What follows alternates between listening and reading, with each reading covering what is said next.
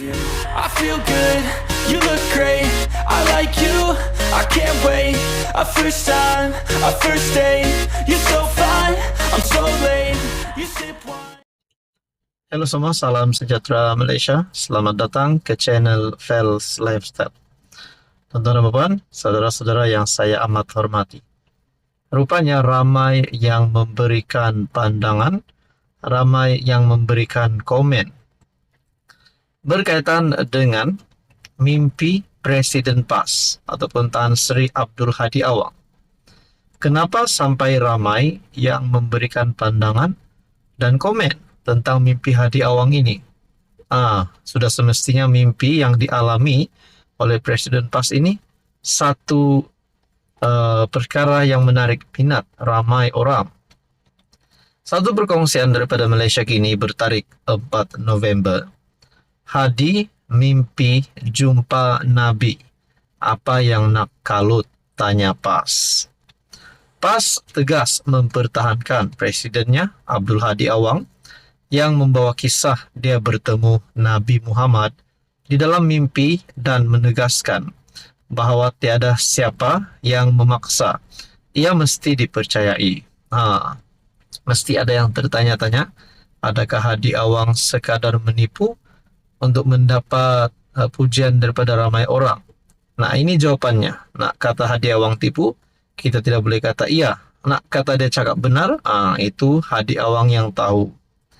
Parti itu mengingatkan apa yang diceritakan ahli Parlimen Marang terbabit lebih bersifat perkongsian dalaman keluarga, yaitu antara seorang bapa untuk anak-anaknya.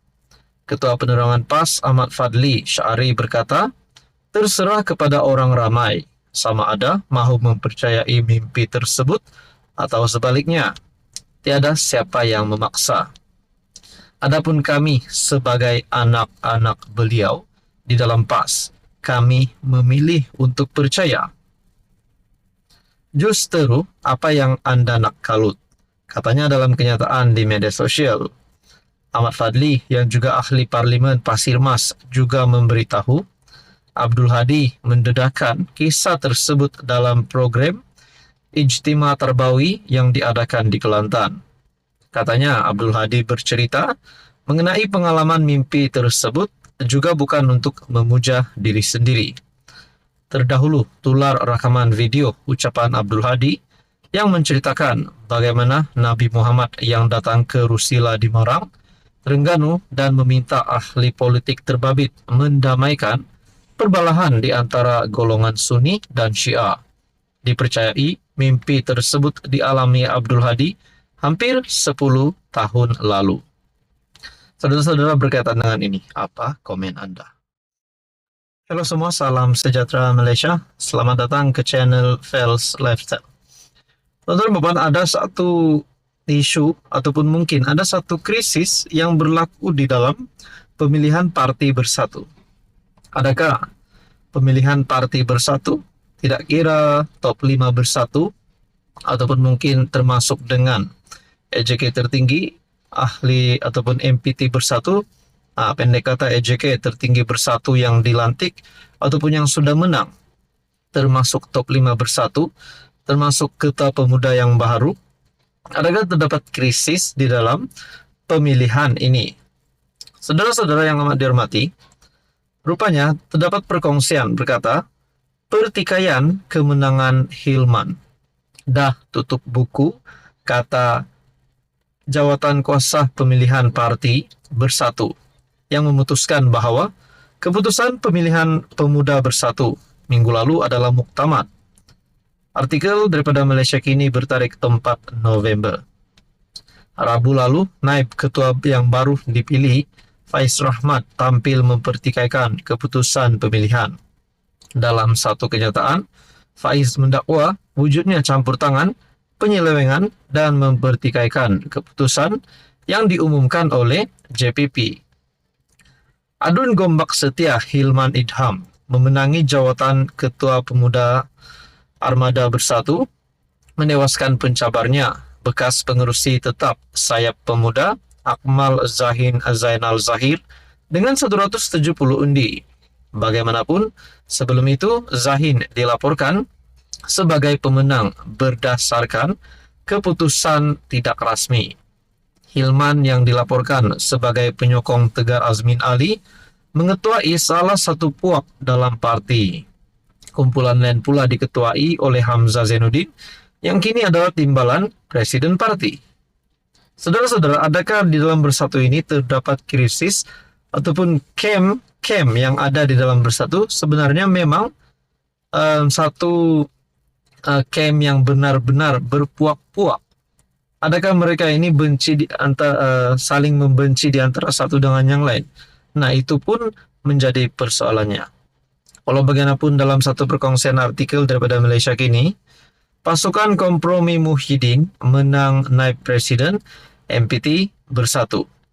Adakah dengan ini, kalau benar terdapat krisis ataupun ada pemimpin-pemimpin yang tidak puas hati dengan pemilihan pemimpin-pemimpin yang baru, sama ada yang baru ataupun ada yang dikekalkan, ada yang naik pangkat, ada yang turun pangkat. Adakah sebenarnya top 5 Bersatu ini sepatutnya perlu diadakan semula undian, ataupun bukan saja top 5 tetapi termasuk pemimpin-pemimpin yang lain yang menang? Saudara-saudara, pasukan kompromi Presiden Bersatu Muhyiddin yang terdiri daripada Ronald Kiandi, Radzi Jidin, dan Ahmad Faizal Al-Zumu berjaya dipilih sebagai 3 naib presiden parti itu. Bagaimanapun saudara-saudara, bagi Azmin, Muhyiddin berkata dia akan dilantik menjadi Setiausaha Agung Parti. Kalaulah akan datang, Azmin boleh menjadi Presiden Bersatu, adakah beliau akan membersihkan Bersatu? Termasuk Muhyiddin, Hamzah, dan Peja. Nah, itu menjadi persoalannya. Teman-teman, apa komen Anda? Halo semua, salam sejahtera Malaysia, tuan-tuan dan puan yang saya amat hormati. Ada pula berita yang menyebutkan pemimpin DAP yang menyimpan RM9.4 juta. Wow. Ini satu jumlah uang yang amat banyak. Mungkin kalau benar-benar RM9.4 juta ini ada di depan mata kita, sudah pasti uang ini bertimbun-timbun banyaknya. Tapi apa uang ini? Adakah uang ini uang curi, uang rasuah, ataupun sebenarnya uang simpanan? Teman-teman, ini satu perkongsian daripada Malaysia Kini bertarikh 4 November. Raya beri awang 24 jam. Namakan pemimpin DAP, simpan RM9.4 juta. RSN Raya PH Jelutong memberi tempoh 24 jam kepada Awang Hashim, PN Pendang, untuk mendedahkan nama pemimpin DAP yang didakwanya menyimpan wang berjumlah 9.4 juta di rumah.